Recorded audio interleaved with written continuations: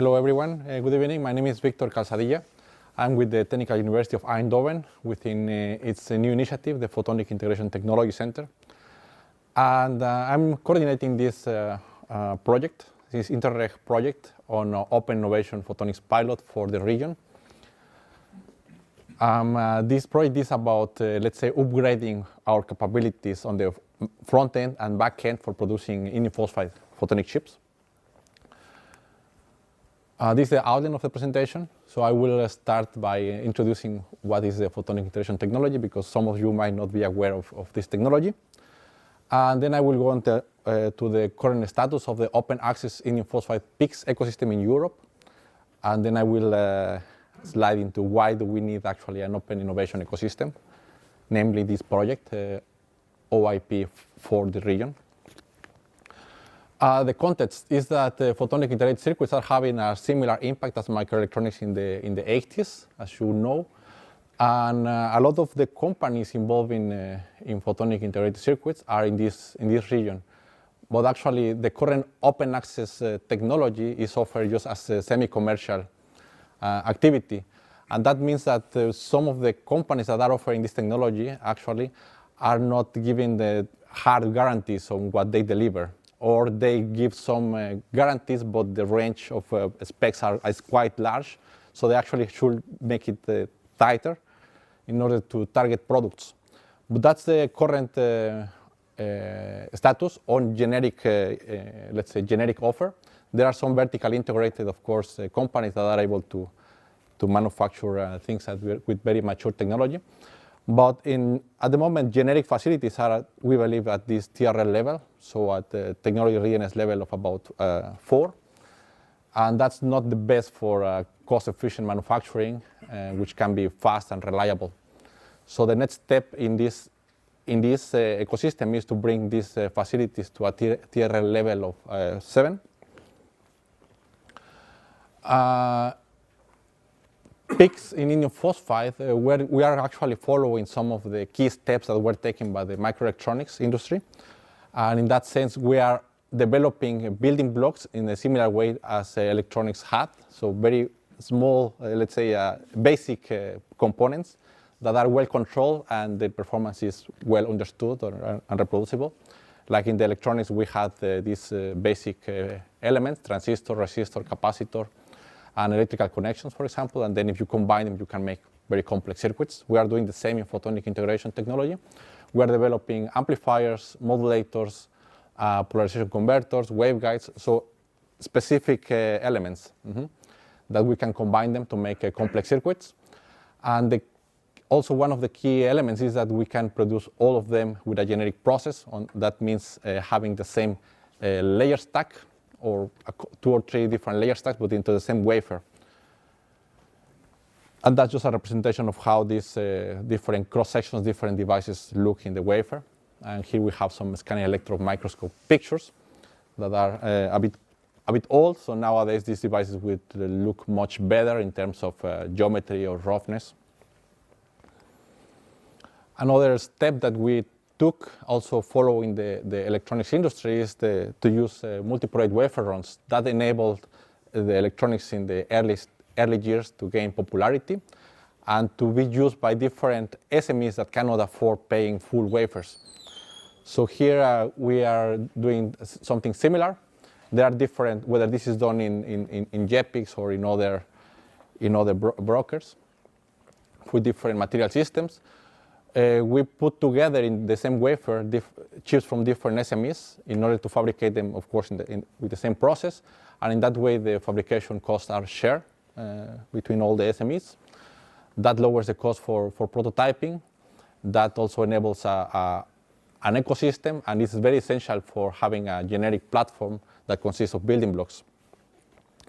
And that's, of course, just the entry point for many SMEs. Once you actually develop some prototypes, maybe you want to do some dedicated runs to have, let's say, high volume, low cost, and customized performance. But normally that will go into a bilateral relation between the SME and the foundry. So at the moment, this technology in indium phosphide and silicon nitride is being offered by the JEPIS consortium that has been very successful in bringing this technology to SMEs and to different markets. So the JEPIS consortium can support SMEs that have some ideas to go into the design of the circuits. Then the fabrication can be done at different foundries. And then there are also initiatives now to mature the packaging steps. So you can also get support for the packaging of the photonic integrated circuits, and then also some support for the product development. This is in place. So this has been running for more than 10 years, the JEPIS consortium. And this is, let's say, very healthy. And actually, this is recently boosted by a new European pilot line that is called Impulse, that will boost this complete cycle. So now, let's say, many SMEs are having access to this technology through this kind of model, open access model. But that's just improving, let's say. Now with this, there's a strong focus in this project to provide a lot of testing capabilities so that the foundries can measure more what they are fabricating, and in that way they can understand where are the issues and how to solve the problems. That is going to happen in the coming years. But another point that we see is that actually there is a need to improve the manufacturing process, and that's where we are contributing with this InterReg project. And just to mention, a few years ago, we have this is a very nice example, I think. This was achieved between a collaboration of researchers in Eindhoven University of Technology, a smart photonics company that is an indium phosphide foundry, and ASML.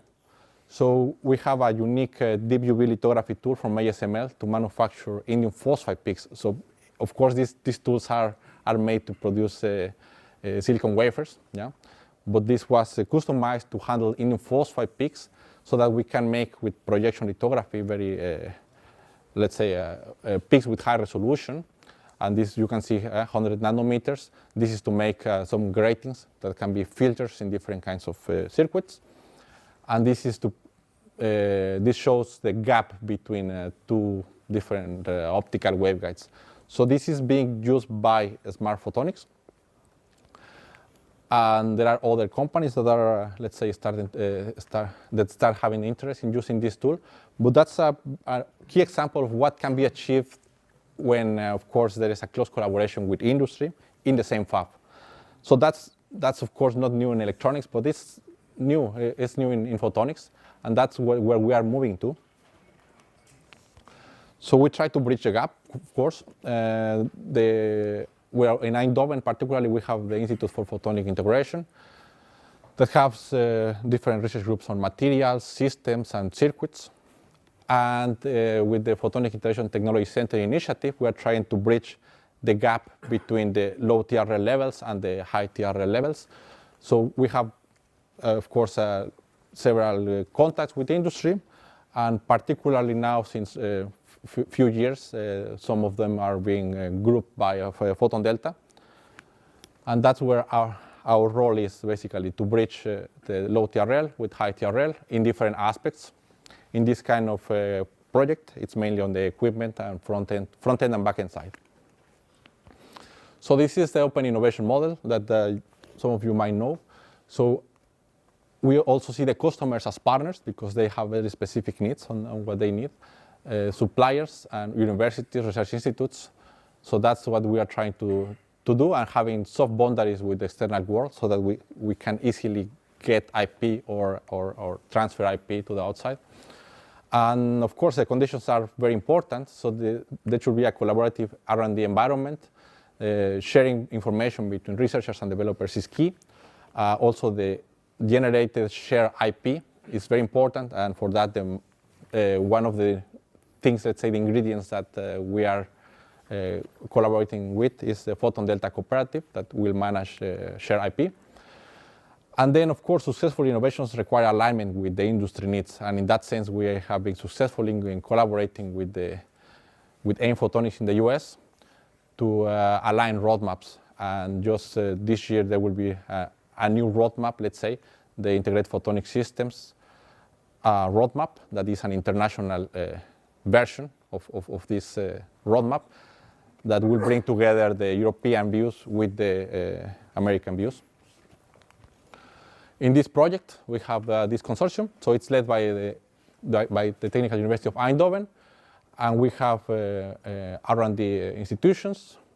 We have Tyndall at the packaging side. We have Smart Photonics at this indium phosphide PIC foundry.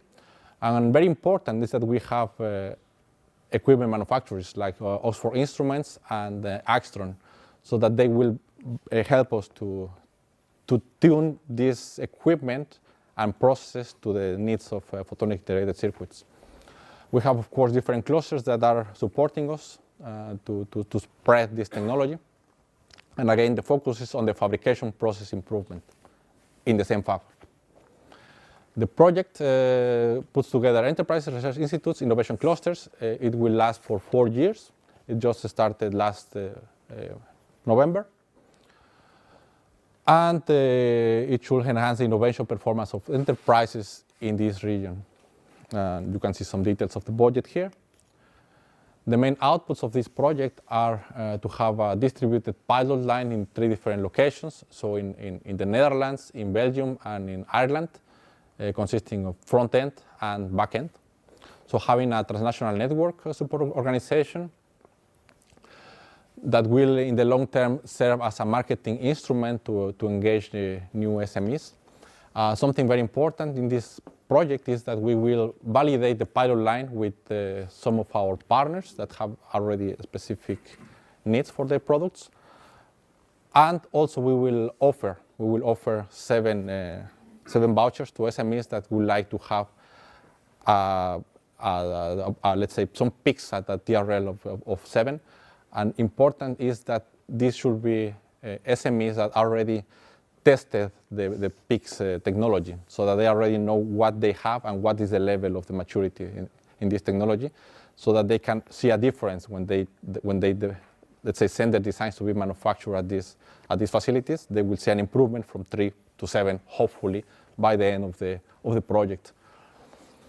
And of course, at the end, it should be a self-sustainable operation, meaning having an open innovation ecosystem, and that's what we target. The phases of the project are the following ones. At the beginning, for a couple of years, we will have a phase on industrial research. That means equipment customization and process development in the same fab with the equipment manufacturers. Then we will validate the upgrade of the pilot line to be done by the foundry, by Smart Photonics on the front end. And we will validate it also with our partner SMEs. And once that is at that stage, then we can go into the open access offer. And there we will offer these PICs that will be a mature technology offer and will be operated by Smart Photonics, and we'll offer it in the regular MPW runs. Going a bit into the details, the project is just started, but I will give you some top-level idea of what we will be doing. In the fabrication of PICs, just as in the electronics, it's a chain of many equipment. But in this particular project, we will focus on the epitaxial growth of wafers. So having an MOCVD reactor from Axtron that will be tuned for indium phosphide PICs of 3-inch. And then, regularly, this is very simplified process flow, of course. But then after that, you will go to lithography processes, and then you need some deposition and etching processes. And here again, we partner with Oxford Instruments to have deposition tools and etching tools that will have custom processes for etching or for deposition on these wafers. That's what we are trying to do in order to improve the manufacturing process of PICs. And it's not very well visible, but of course everything has to be done, all the progress in line with roadmaps, and for that we are always in discussions with companies.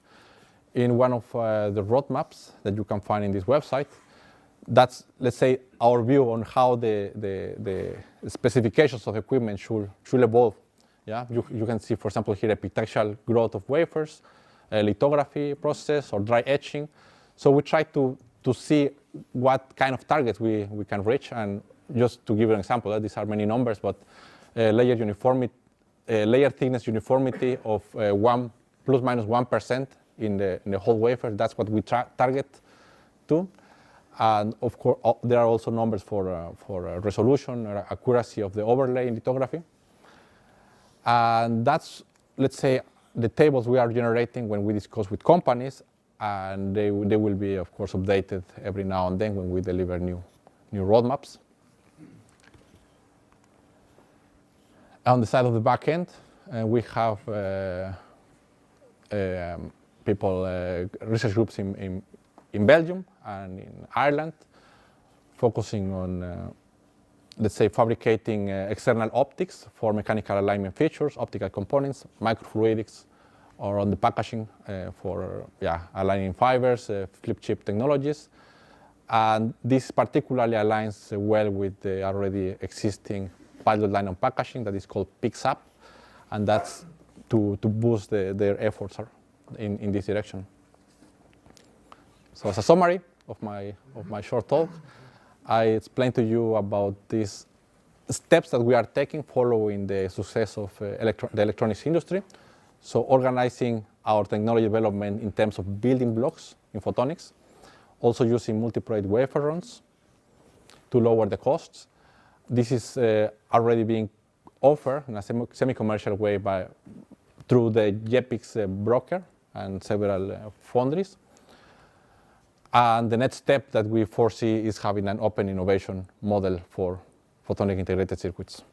That's it. Thank you.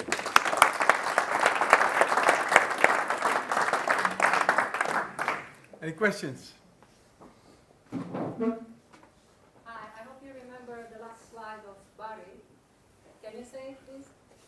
Oh, if you want to go far, you have to do it together.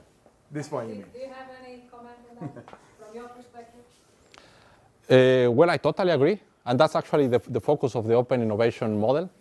The idea is to work in the same fab with equipment manufacturers, researchers, developers. And in that way, we can not double the cost. We can actually make the technology development cheaper and have a common share IP that can be exploited by different companies. And to what extent do the different pilot lines actually work together? Because you mentioned Impulse, you mentioned also PIXAP. Yes. Are they sharing knowledge? There is definitely a sharing of knowledge, yes. We have the privilege in Eindhoven to be involved in about 4 to 5 pilot lines. We are leading these two, Impulse and OIP4NWE. But as I said, this InterReg project is focusing on the improvement of the manufacturing process, whereas Impulse is focusing on improvement of the logistics processes. Okay. One question from my side. How do you see your potential connection between your initiatives and what we are working on with CITC? Can you elaborate a bit on this? Well, I see a lot of complementary expertise, definitely. Yeah. So we have a strong expertise in photonics, and there's a lot of expertise here in electronics. And especially if you are actually, I saw that you will focus on the packaging as well. Yeah. So definitely there are some synergies that we should take.